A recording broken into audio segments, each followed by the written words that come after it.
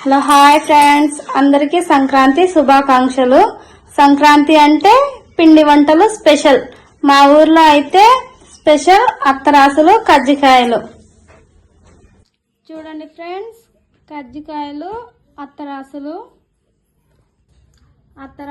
కజ్జికాయలు మా ఊరి పద్ధతిలో ఎలా తినాలో మీకు చూపిస్తాను. చూడండి. కావాల్సినవి కజ్జికాయలు, అత్తరాసులు, రోట్లో దంచిన ఎర్రగడ్డ కారం, అలాగే నెయ్యి. ఈ నెయ్యి అయితే మేమే ఇంట్లో స్వయంగా తయారు చేసుకున్నాం. ఇప్పుడు ఎలా తయారు చేసుకోవాలో విధానం మీకు చూపిస్తాను. చూడండి. ఫస్ట్ అయితే 4 అత్తరాసులు, 5 కజ్జికాయలు తీసుకున్నాం. ఇలా అయితే అత్తరాసులు చిన్న చిన్నగా పొడి చేసుకోవాలి. మా బావ అయితే కలుపుతున్నాడు. ఇలా అయితే అత్తరాసులన్నీ చిన్న చిన్న ముక్కలుగా చేసుకోవాలి. అత్తరాసులు అయిపోయిన తర్వాత కజ్జికాయలు అయితే ఇలా అయితే పొడి చేసుకోవాలి. స్వీట్ అండ్ స్పైసీ కోసం మనము తగినంత కారం అయితే వేసుకోవాలి.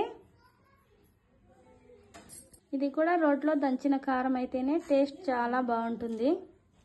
ఇప్పుడు ఇలా నెయ్యి యాడ్ చేసుకోవాలి.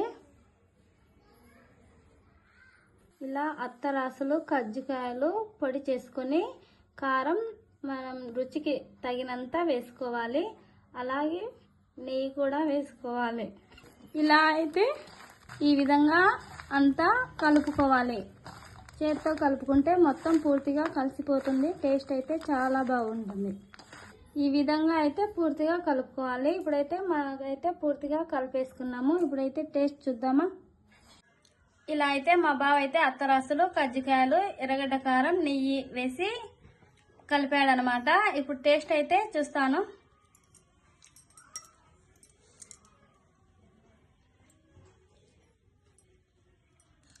టేస్ట్ అయితే చాలా బాగుంది. ఒకసారి మీరు కూడా ట్రై చేయండి. నెక్స్ట్ లెవెల్ టేస్ట్ అయితే మాత్రం.